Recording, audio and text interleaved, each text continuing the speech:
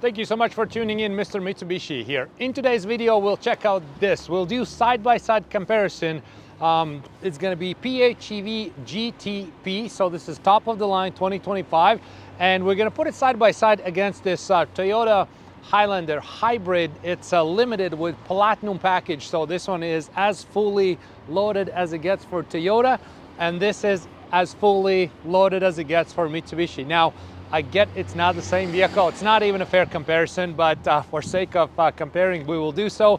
We'll check out side by side, and we're also gonna check the interior, gonna talk about different features and everything else. So price-wise, they're about the same, give or take. This one has, depending where you live, some government incentives because it is a plug-in hybrid, so you can plug in this one, use it as an electric vehicle. This one is just a hybrid, but Toyota is known for their hybrids forever. So we'll put them side by side. We'll see if they're any good, and you can pick your choice and leave a comment which one you like better. So thanks again, and let's get going. Okay, here I am stuck between two cars, and you know what? Typically we finish with interior, but we will start with interior this time around.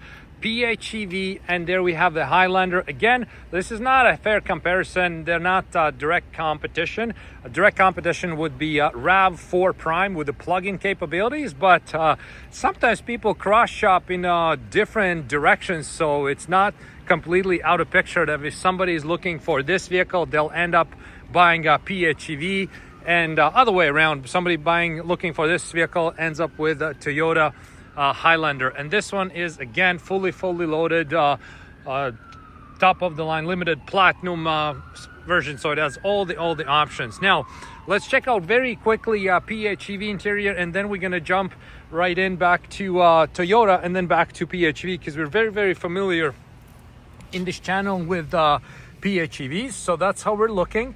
And right now we're gonna check out the Highlander, and then we're gonna come back to discuss what we see here with PHEV. Now, I kind of noted how big the vehicle is and how it feels. I really like the Toyota styling on the door, so it's a big door and it has this same thing, like, you know, we have the PHEV has this two-tone action going on. This one here has also two-tone, and this leather, the white leather, or the this light leather, it actually you know, it stands out a lot. It gives you this luxury feel. One thing that I noticed right away, your massage seats on the GT-P, you don't have massage seats on this Toyota. So let's jump in. Let's see how we're feeling. Let's see how we're looking. And again, for the most part, we just go based on you know, how we feel, what we see in this vehicle. Now, once I jump in this Highlander, I can feel that it's much bigger than the PHEV. So if you're looking for the size, height-wise, width-wise, like, this is bigger vehicle than the Toyota. The one thing that will than the Outlander. One thing we'll have a look as well. So this one has these cool captain chairs. I love that option. And this vehicle, bigger for sure. We can feel that it's much bigger. This one also has head-up display, so very similar options in that regard. All the like safety features, lane keep assist and whatnot. One thing it has that I hope PHEV will have soon is cooled seats. So in the summertime is quite awesome. So I drove this Highlander yesterday for about half an hour, and I put on the heated steering wheel, which is this button right here. And the bizarre part is that only this part was heated. Does not have all around heated steering wheel. Outlander PHEV has all around steering wheel heated. This just seems weird, given the price point of this car, that you only would have this part heated but not all around. Weird, but it is what it is. Now, this here, Toyota has a little bit more like a truck or bigger SUV feeling. The way the console is laid out is just, you know, bigger, massiver than the Outlander. I really like this pad for your phone. I find that to be very good position, because what happens to me quite often on the PHEV, I put the charging pad right here. It's dark, my phone is black, and I put it on here and I just walk away without my phone, so I have to turn back and grab my phone. So here, this one, because it's light, two-tone like this, you will have easier time to notice it. It's more you know, like more easier to see it right here. Now, one thing I like with Outlander a little bit better is this central armrest. So with Toyota, you kind of would think that this whole thing is going to lift off, but no, this one slides like this, and then you can go into your storage bin and compartment here and like grab your stuff. Now it kind of like steals away the space, the open space that you could use like to put some items in, and the visibility is not good. So if you're quite often putting something inside outside, you'll find this to be somewhat annoying. But otherwise, we have 360 cameras that works quite well. We have nice light interior, big sunroof right here, and nice looking seats. They're good seats. Steering wheel is nice, with the exception of bizarre heated steering wheel part. Upgraded sound system. Option wise, you're getting very similar benefits, and again, the only exception would be this one also doesn't have any ambient light. On Outlander you have it, I'll show you where. And heated on the memory seats. Right here you have 2 positions for the driver, you have nothing for the passenger. But let's check out the second row. This is where I like the Highlander a lot because it has this captain's chair. I absolutely love this option in any vehicle, and if your passenger sitting in here, gives you a lot of room. And I think we'll check that in the Outlander, but just the way it feels, you have a lot more leg room, so it is a bigger vehicle overall. We'll confirm that in a second when we put them side by side. But same thing like Outlander, have these extra privacy shield or sun blocker, nice big sunroof, and you have 3 passenger seats right here. More room for the third row for sure, but again, is it a 3 passenger seat? I don't know. 2 for sure. But 4 people at least can sit nice and comfy. Same thing like the Outlander, we have heated seats in the back, your own climate controls.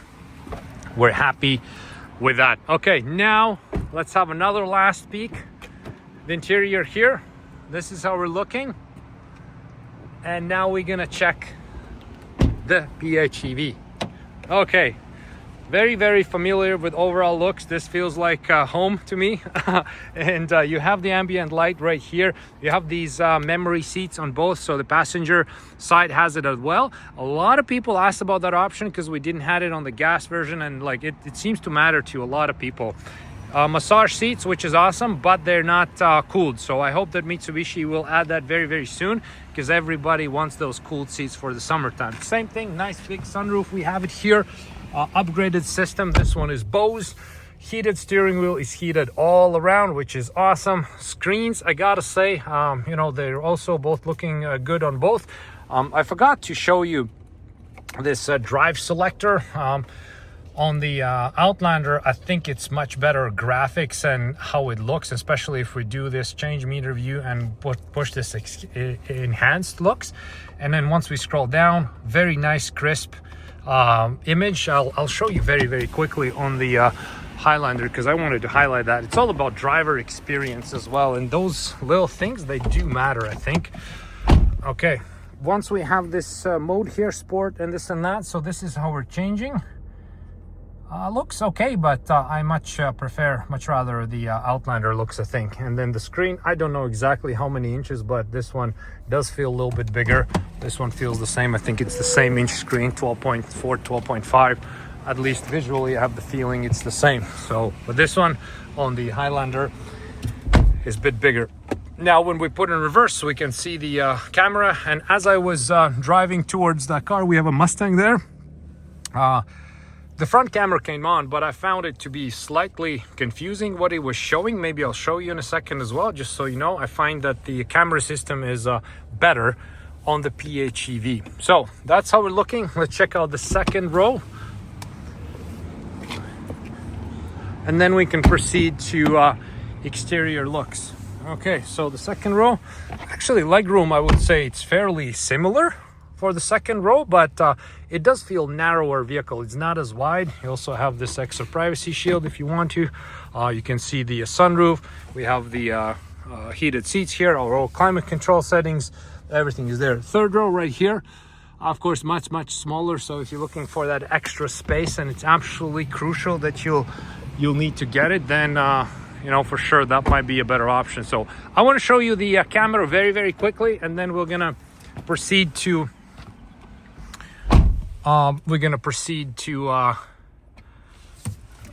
exterior. So okay, put in reverse. So let's say go forward. You see what I mean? there's a lot of like these lines and everything else, and I don't clearly even understand how close I am to this car. I would probably like bump into that car. So that's much clearer with the Outlander PHEV. So in that regard, prize award goes there. So okay, let's check out front comparison, side and then back. Okay, there we go, front comparison, and this is what we can see. We can see how different design lines we have. We're gonna start top to bottom, and first thing that jumps on is the size of the windshield. So we can see how big it is on the Outlander, small on the Highlander, and the front size, I'd say it's larger on the Highlander than the Outlander. So it seems like this part is bigger, and then that kind of like, you know, eats up away some of that you know, windshield space part. It does seem, I can't say, like, yeah, you can tell a little bit, it's a little bit higher than the Outlander, and also size wise it's like wider, and the front gives you like the impression that it's bigger, with exception of windshield. So windshield definitely is much larger in the Outlander, which typically gives you a lot better visibility.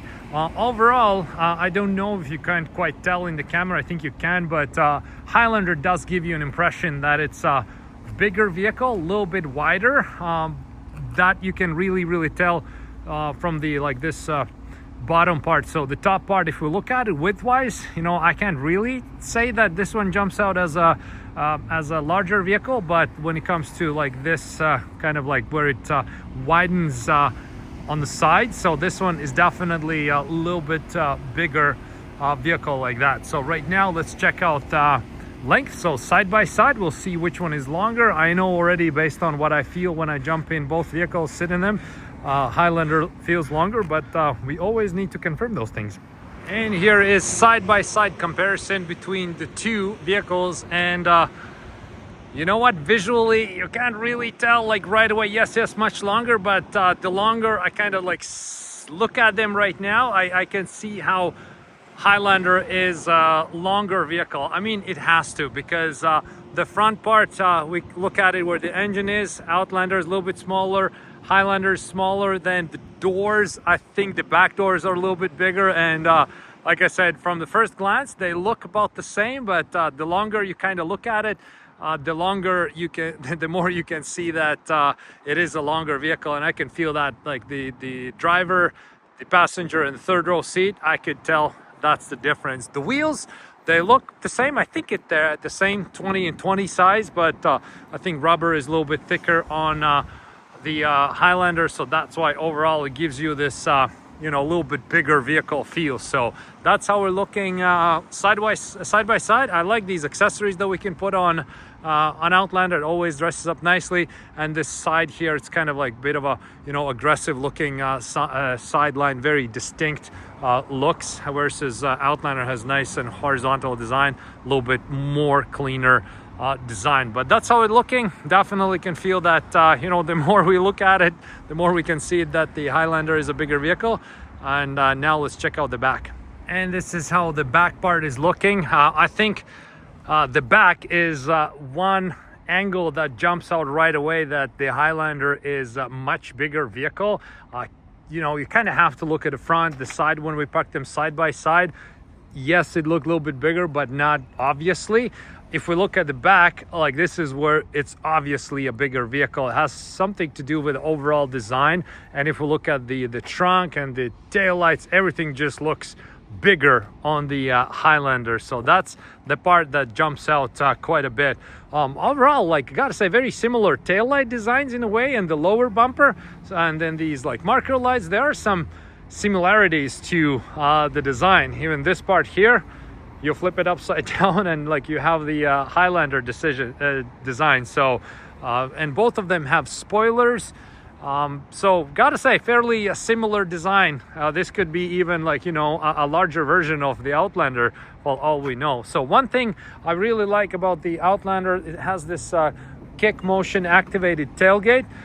It also, like this one, has this feature as well. I just couldn't quite get that feature to work. I don't know why. Maybe leave a comment. Maybe that's because the vehicle is running right now, because it has this label right here that shows that it has this feature, but I just could not get it work, so I don't know why. So we can see, by the way, while we added, let's have a look how much space we have in the trunk here. So all the seats are folded up. We have a fair amount of space, and let's compare that to Outlander. So now this one has obviously a lot different layout of the seats, because this one also has the battery. That's where the huge advantage of the PHEV is. And this one has higher, more flat of a surface here. Of course, we can fold those seats and we'll have a lot different look when it comes to that. I really like the power tailgate option with the kick motion, and also I like how fast the tailgate is opening and closing. It's a lot faster than on the Toyota. Toyota's tailgate is fairly slow. We can see the Platinum Hybrid Highlander, all the decks. So there we go. We just checked out two vehicles that are not direct competition, but still interesting to look at. Both are top of the line. This one is for the Toyota Highlander Platinum, and this one is Outlander GT-P, top of the line in Canada. Massage seats, cooled seats, space, plug-in hybrid capabilities. Obviously, different reasons to choose one or the other. Thank you so much for checking out this content. Leave a comment if you'd like to, and see you next time around.